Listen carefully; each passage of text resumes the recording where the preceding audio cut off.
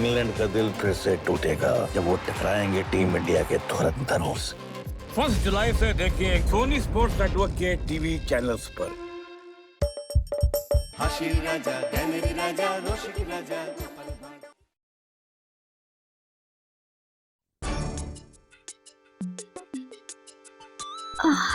ও বাবা, ও মা, ও মা, বাবা গো, ও মা, উফ আহ মা, ও মা, ও রাত্রিবেলায় একটু ঘুমাবো, তারও উপায় নেই। ও মা, ও বাবা, এই যে রানী, ও ওর আবার কি হলো ঘুমের মধ্যে? মা বাবা সবাইকে ডাকতে বসেছে। হ্যাঁ, স্বপ্নে আবার স্বর্গে পৌঁছে গেল নাকি? না, ওকে ডেকে স্বর্গ থেকে মরতেই নিয়ে আসি, নইলে আমার ঘুম যে আবার নরকে পৌঁছে যাবে। রানী, রানী, আরে কি হলো? ও বাবা, এই যে দেখি জোরে গা পুড়ে যাচ্ছে। রানী, ও রানী, রানী গো, খুব খুব শরীর খারাপ লাগছে।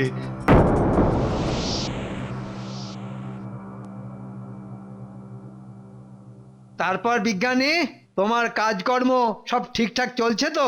হ্যাঁ, তা নতুন কিছু আবিষ্কার করলে নাকি? হ্যাঁ, আগে চেষ্টা চরিত্র চলছে। বিজ্ঞানী, সকাল গড়িয়ে তো রোদ উঠে গেল। তাই তো। বাবা, আজ আবার রাজামশাইয়ের কি হলো? উনি তো দেরি করার লোক নন। আরে বাবা, উনি হলেন রাজা, তোমার মতো তো আর পেট মোটা নাপতে নন। তবুও নাপিত, আপনার মতো তো আর পালক ওঠা শকুন না। কি বললে? আমি শকুন? হ্যাঁ, আমি শকুন? ও, সাপ আর ভেজির মতো দিনরাত লেগেই আছে। কি ব্যাপার হে প্রহরী, দৌড়ে দৌড়ে আসছো? আগে রাজামশাই আমাকে আপনাদের কাছে পাঠালো। কেন? রাজামশাই কোথায়? হ্যাঁ, রানীমার খুব শরীর খারাপ। কেন কেন, কি হয়েছে রানীমার? জ্বর। রাজামশাই রানীমার কাছেই বসে আছেন, তাই তিনি আসতে পারবেন না। মা, মহারানীর জ্বর হয়েছে, কি হবে? হ্যাঁ, এই সময়টা বড়ই খারাপ। একটু অসতর্ক হলেই ওই জ্বর, সর্দি, কাশি সব একেবারে একসঙ্গে হয়। বাবা বাবা বাবা বাবা, এটা চলতে থাকলে তো মহারাজ আর সবাই আসবেন না। হ্যাঁ, আর সেই ফাঁকে হু হু করে একবারে। এদিকে রাজবৈদ্য আজ আবার সবাই আসেননি। হ্যাঁ, তুমি যাও হে, রাজবৈদ্যর বাড়িতে গিয়ে একটা খবর দাও দেখি। তাই যাই। তার মানে মহারাজ কদিন সবাই আসতে পারবেন না।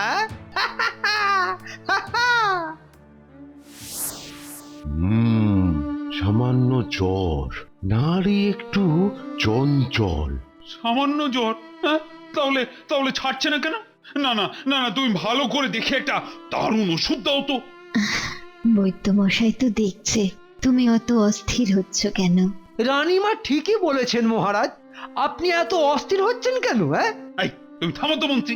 আর রানী, তুমি কেন বুঝতে পারছো না যে তোমার জ্বর তো কমছেই না? কমে যাবে, কমে যাবে। না, যাবে না। বৈদ্য, বৈদ্য, তুমি ওষুধ দাও, ওষুধ দাও। ওহ, মহারাজ রানীমার জ্বর ছাড়িয়েই ছাড়বে দেখছি। ঠিক আছে, আমি এক্ষুনি কাউকে দিয়ে ওষুধ পাঠিয়ে দিচ্ছি। দেখবেন দেখবেন, দুটো পুড়িয়া খাওয়ার পরই রানীমা কেমন সুস্থ হয়ে উঠবেন। ঠিক বলছো তো? নিশ্চিন্ত থাকুন মহারাজ, এ তো শুধু পুড়িয়া নয়, যাকে বলে চমকপ্রদ পুড়িয়া। বাবা, এই যে দেখছি বৈদ্য রানীমাকে ওষুধ খাওয়ানোর জন্য উঠে পড়ে লেগেছে। হ্যাঁ, বাবা বাবা বাবা, তাহলে তাহলে দৌড়ে যাও আর ছুটে এসো, কেমন? মহারাজ, আমি বরং বৈদ্যকে এগিয়ে দিয়ে আসি। এত বেশি ভক্তি দেখাচ্ছে কেন মন্ত্রী?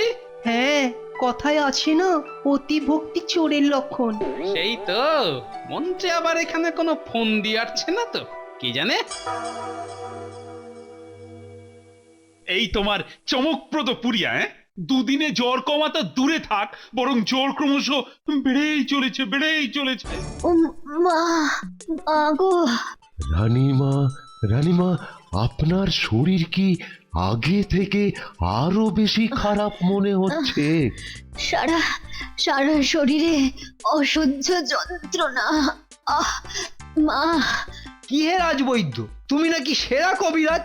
এই তোমার কবিরাজি? হ্যাঁ, এতদিন তো শুধু জ্বর ছিল, এ বুড়োর ওষুধ খেয়ে তো সারা শরীরে আবার যন্ত্রণাও শুরু হয়েছে। ওরে বাবা, কি হবে এখন?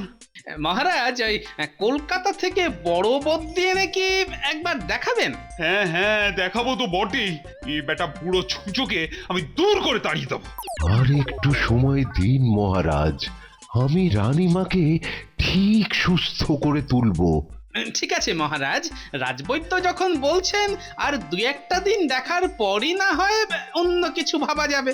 তুমি কি বলছো গোপাল? আরো দু একটা দিন? এ সাদা চুলোকে এক্ষুনি দূর করে দেওয়া দরকার। এটা রাজসভার কাজ নয় মন্ত্রী মশাই, যে হঠাৎ করে কিছু করা যায়। এটা শরীরের ব্যাপার।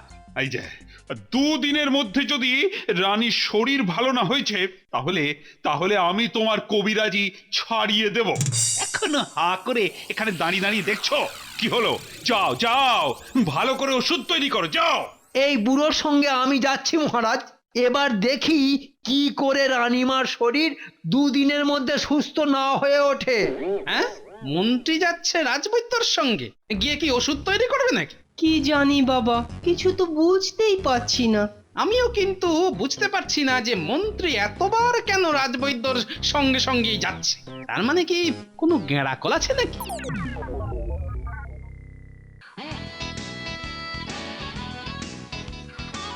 আরে তাড়াতাড়ি চল, আর গোপাল দাদু রাত সবাই চলে গেলে কিন্তু কিচ্ছু হবে না। কুকুরটা যদি দড়ি ছিঁড়ে জলে ঝাঁপ মারে? আরে দূর দূর, ও তো একটা বাচ্চা কুকুর, ও কোথায় পালাবে? আরে ওই দেখ, গোপাল দাদু আসছে। আরে আমার খুদে গোয়েন্দার দল, সব কোথায় যাওয়া হচ্ছে? তোমার কাছেই আসছিলাম তো দাদু। কেন? ওই নদীর ধারে আমরা একটা কুকুর বাচ্চা পেয়েছি, সেটাকে তোমায় দেখাবো বলে তোমার কাছে যাচ্ছিলাম। চল চল।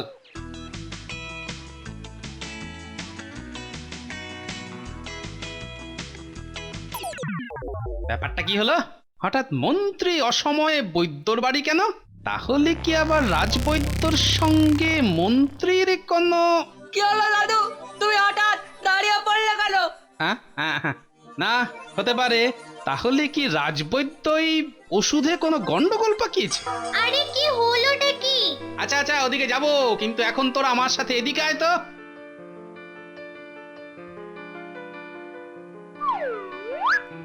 সাবধান, কেউ কোনো কথা বলবি না কিন্তু। দাদু, বৈদ্য এই পাতাগুলো দিয়ে কি করছে গো? বোকা হাদা, ওষুধ তৈরি করছে, দেখতে পাচ্ছিস না? আস্তে আস্তে। এই শোন শোন, তোরা বৈদ্যকে লুকিয়ে ওখান থেকে কিছু পাতা নিয়ে আসতে পারবি? এটা না, আমি তুড়ি বেড়ে করবো, বুঝলে? এই তুড়ি বেড়ে। দেখা দেখি মেরে। তুমি একটু দাঁড়াও দাদু, এই আমি গেলাম আর এলাম।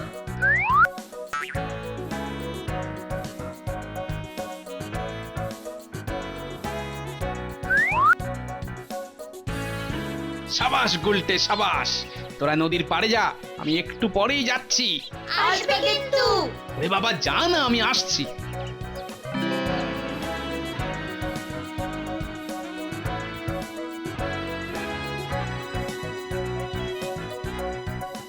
কি ব্যাপার গোপাল, হঠাৎ তুমি আমার গবেষণাগারে? দরকার আছে বলেই না এসেছি। তাড়াতাড়ি বলো, দেখতে পাচ্ছ তো আমার অনেক কাজ।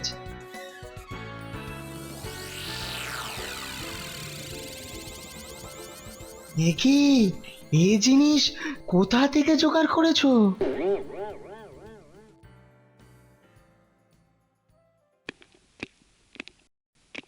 একই গোপাল, এত দেরি কেন? ওই যে মানে ওই রাস্তায় আসতে আসতে আমার খুব ঘুম পেয়ে গেছিল বলে দাঁড়িয়ে দাঁড়িয়ে একটু ঘুমিয়ে নিলাম, আর তাই মানে দেরি হয়ে গেল আর কি। বটে, আমি কিন্তু সবাইকেই সাবধান করছি। মহারাজ আসছেন না বলে কয়েকজন কিন্তু খুব ফাঁকি দেওয়া শুরু করেছে। আজকে কিন্তু আমি তাদের ছাড়বো না, সব ব্যাটার হিসেব আমি নেব। এই যে বিজ্ঞানী, আমি দেখলাম যে এ মাসে তোমার 19 দিন 69 ঘন্টা অনুপস্থিতি আছে। আসলে আমি একটা নতুন আবিষ্কার নিয়ে এত ব্যস্ত যে... ওসব ছেদো কথা রেখে টাকা বার করো। হ্যাঁ, টাকা মানে? বাহ, তুমি যে এতদিন এলে না, তার জন্য প্রাসাদের কাজ বন্ধ হয়ে থাকলো না? তার জন্য তো তোমাকে ক্ষতিপূরণ দিতেই হবে। এ আবার কেমন কথা মন্ত্রী মশাই? তুমি চুপ করো লবঙ্গলতিকা। দেখুন, এরকম ভাবে বললে আমি কিন্তু আর কোনো দিন খেলবো না। আরি তুমি আরি করো আর ভাব করো, তোমাকেও কিন্তু মাল ছাড়তে হবে। হ্যাঁ, ও মা, কি অসভ্য!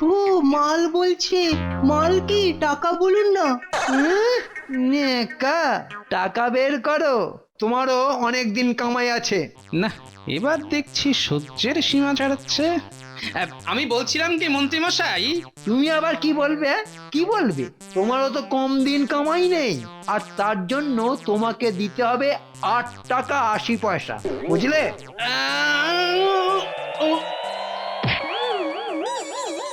এই এই সবাই ধরো ধরো, এই গোপাল তো পড়ে গেল। ওহো গোপাল, তোমার আবার কি হলো? টাকার কথা শুনে মাথা ঘুরে গেছে। তাহলে মন্ত্রী মশাই, এখন কি করা যাবে? কি আবার করা? হ্যাঁ, কি আবার করা? এই প্রহরী, তোমরা তাড়াতাড়ি গোপালকে বাড়ি দিয়ে আসো তো। কিন্তু গোপালের ভুঁড়ির যা ওজন, ওই রোগা ট্যাং ট্যাঙে প্রহরীটা কি পারবে ওকে তুলতে? আবার কথা বলছে লবঙ্গলতিকা। কবি খারাপ কিছু বলেনি, গোপালকে তুলতে গেলে আমার ভুঁড়ি না ফেটে যায়। তার থেকে বরং এখান থেকে কেটে পড়ে মহারাজকে খবরটা দিই। গোপাল, ও গোপাল! হ্যাঁ, আমি কোথায়? গোপাল, ও গোপাল, চোখ খুলে দেখো না, দেখো না আমায়। আপনি কে? ও বাবা, এই যে সাংঘাতিক অবস্থা! গোপাল আমাকে পর্যন্ত চিনতে পারছে না। এই যে বৈদ্য! হ্যাঁ মহারাজ। আরে আরে, হাঁ করে কি দেখছো? দাও না, একটা ভালো ওষুধ আমার গোপালকে দাও না বৈদ্য। হ্যাঁ, আজ্ঞে মহারাজ, কিন্তু আমার কাছে কি এখন ওষুধ আছে? ওষুধ আছে তো আমার বাড়িতে। ওহ, তাহলে আমি এখন কি করব? ওরে বাবা রে! মহারাজ, রানীমারও তো জ্বর, তাই বলছি যে রানীমার একটু ওষুধ খাইয়ে যদি এখনকার মতো গোপালকে সুস্থ করে বাড়ি পাঠানো যায়। ঠিক। এই প্রহরী, যাও তো দৌড়ে যাও, রানীমা থেকে ওষুধটা নিয়ে এসো, যাও। হ্যাঁ, এ তো দেখছি এক ঢিলে দুই পাখি। হ্যাঁ, রাজামশাই, ওষুধ। এই বৈদ্য, এই নাও ওষুধটা গোপালকে খাইয়ে দাও তো। বেশ, আর কোনো চিন্তা নেই। এই ওষুধ খেলেই গোপাল ঠিক হয়ে যাবে। গোপাল, হাঁ করো দেখি, হাঁ করো। এ কি, কেমন কেমন গন্ধ লাগছে বৈদ্যমশাই? কি আছে এই ওষুধে? এই বিজ্ঞানী, তোমার কাজ আবিষ্কার করা, অন্যের কাজে নাক গলানো নয়। সেই তো। আরে নাও রাজবৈদ্য, ওষুধটা খাওয়াও। হ্যাঁ মহারাজ, এই ওষুধে তো জবা পাতার রস আছে। তুমি কি বিজ্ঞানী না গন্ধ বিশারদ? হ্যাঁ, আর জবা পাতার রস থাকলেই বাকি। এই খবরদার, ওই ওষুধ গোপালকে খাওয়াবে না। আচ্ছা, খাওয়াবে না, কিন্তু কেন সেটা বলবে না? কি বৈদ্যমশাই, আপনি বলবেন না আমি বলবো? আরে কি হলো কি রাজবৈদ্য, ওষুধটা খাওয়াও না। দাঁড়াও, এই রাজবৈদ্য, কি হলো? জবা পাতার রসে কি আছে বলুন তাড়াতাড়ি। না, মানে ওই মহারাজ। আমি বলছি মহারাজ, জবা পাতার রস পেটে পড়লে শরীরের তাপ কমার বদলে উল্টে বেড়ে যায়। বলো কি? মহারাজ, আপনি ওই দাড়ি বাবার কথা একদম বিশ্বাস করবেন না, একদম না। ও, তোমাদের কথা শুনে তো আমার মনে হচ্ছে মাথাটাই খারাপ হয়ে যাবে। কিচ্ছু হবে না মহারাজ। কি তুমি যে একেবারে ঠিক হয়ে উঠে বসে পড়লে, আবার ওষুধ না খেয়ে। দেখেছেন মহারাজ, দেখেছেন কি রকম আস্পর্ধা, আপনাকে পর্যন্ত ভড়কি দিচ্ছে। হ্যাঁ, সেটা কি এমনি? কারণ তো নিশ্চয়ই আছে। মানে আবার কি উল্টো পাল্টা বকছো? হ্যাঁ মহারাজ, রানীমার জ্বর না কমার আসল রহস্য বার করার জন্য এই নাটকটাই করতে হলো মহারাজ। দেখেছেন মহারাজ, দেখেছেন এটা কি নাটক করার সময়? হ্যাঁ, রানীমার এত জ্বর। তা সেটা যে বৈদ্যের ওষুধে কমবে না তা তো দেখলেন। এবার কি হবে রাজবৈদ্য? মানে আবার মানে কি মানে কি বলো বলো, এই কুবুদ্ধি কেন এসেছিল? কেন এসেছিল তোমার? বলো, নইলে কিন্তু একেবারে সোজা শুলে চড়াবো তোমাকে। না মহারাজ না, এটা এটা করবেন না। এই বুড়ো বয়সে আমার আমার কোনো দোষ নেই, আমার কোনো দোষ নেই মহারাজ। তাহলে আসল দোষীটাকে সেটা বলো দেখি। বলছি বলছি বলছি মহারাজ, ওই মন্ত্রী মশাই আমাকে ভয় দেখিয়ে এই কাজটা করতে বাধ্য করিয়েছেন। বলো কি? গেল রে, এবার মরলাম আমি। এই যে পালাচ্ছ কথায়, হ্যাঁ? আগে শুনি সবটা, তারপর তোমাকে দেখাচ্ছি মজা। প্রথম যেদিন আমি রানীমাকে দেখতে আসি সেই দিন বিকেল বেলায়। ওহে বৈদ্য, ওষুধ তৈরি করছে বুঝি? এই ওষুধ খেলেই দেখবেন রানীমা 2 দিনের মধ্যেই সুস্থ হয়ে উঠবেন। কি বললে? 2 দিন? হাসালে রাজবৈদ্য, হাসালে। শোনো, ওই 2 দিনটা 200 দিন করতে হবে। মানে? বুঝতে পারলে না? আরে বাবা, রানীমাকে ওই যে বললাম কম করে 200 দিন জ্বরে ফেলে রাখতে হবে, বুঝেছ? তা কি করে সম্ভব? না না, ও আমি পারবো না, ও আমি পারবো না। তাই নাকি? ভালো, তাহলে দুটোর মধ্যে তুমি বেছে নাও কোনটা করবে। হয় রানীমাকে 200 দিন বিছানায় জ্বরে শুইয়ে রাখবে, আর নয়তো বেঘরে প্রাণটা দেবে। অত ছড়া বদমাইশ ছোচো, শেষে কিনা আমার আজ ধরা পড়লে একেবারে সোজা বড়লামে পাঠিয়ে দেবে গো। বাঁচাও গো, বাঁচাও। কে আছো বাঁচাও গো, বাঁচাও। For more updates, subscribe to our channel, click the show links and enjoy watching the videos.